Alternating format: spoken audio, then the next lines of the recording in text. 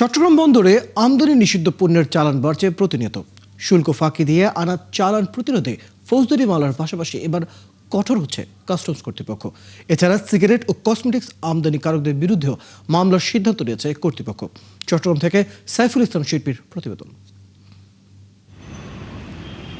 চট্টগ্রাম বন্দরে শুল্ক ফাঁকি দিয়ে প্রতিনিয়ত অসংখ্য চালান আসছে। গত ৩ মাসে মিথ্যা ঘোষণা দিয়ে বিদেশ থেকে আমদানি পণ্যের অন্তত 10টি চালান জব্দ করা হয়েছে। শুল্ক ফাঁকি দিতেই এইচএস কোড পরিবর্তন করে আমদানি নিষিদ্ধ পণ্য আনছে একটি সংঘবদ্ধ চক্র। তবে অত্যাধুনিক স্ক্যানিং মেশিন ব্যবহারের মাধ্যমে তা প্রতিরোধ করা সম্ভব বলে মনে করেন সংশ্লিষ্টরা। লেটেস্ট স্ক্যানিং মেশিন এনে বিদেশে যেভাবে সিঙ্গাপুর পোর্টে করা হচ্ছে, তাহলে আপনার আমদানি নিষিদ্ধ মালামাল আনতে আর পারবে না আমদানিকারক। যদি লোভীও হয়, দুষ্কৃতিকারীও হয়, সেটা সম্ভব হবে না। তবে জব্দ হওয়া ঘন চিনি, পপি সিড, কসমেটিক্স কিংবা সিগারেট সাধারণত স্ক্যানিং মেশিন দিয়ে শনাক্ত করা সম্ভব হয় না।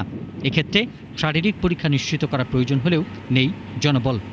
জনবলের যে কমতি আছে চট্টগ্রাম কাস্টম হাউসে বা কাস্টমের শাখায়, এ কারণেই কিন্তু মিসডিক্লেয়ার্ড পণ্য আসার সম্ভাবনা তৈরি। চট্টগ্রাম কাস্টমস কর্মকর্তারা জানান, জব্দ করা আমদানি নিষিদ্ধ পণ্যের তালিকায় রয়েছে মানবদেহের জন্য মারাত্মক ক্ষতিকর সোডিয়াম সাইক্লোমেট, যা কৃত্রিম মিষ্টি বা ঘন চিনি হিসেবে ব্যবহৃত হয়। আমদানিকারক, সিএনএফ এজেন্ট, শিপিং এজেন্ট এবং আমরা খতিয়ে দেখছি এটার পিছনে অন্য কোনো কেউ জড়িত আছে কিনা। তদন্ত রিপোর্টে সব উঠে আসবে।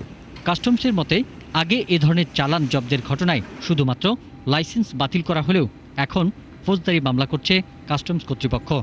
এগুলোর কেমিক্যাল রিপোর্ট পেলে আমরা মামলার পরবর্তী পর্যায়ে আমরা বুঝতে পারবো, এবং এর সাথে যদি যারা সংশ্লিষ্ট থাকে, যদি প্রতীয়মান হয় যে অবৈধ পণ্য তারা আমদানি করেছে, তাহলে তাদের বিরুদ্ধে আইনগত ব্যবস্থা নেওয়া হবে।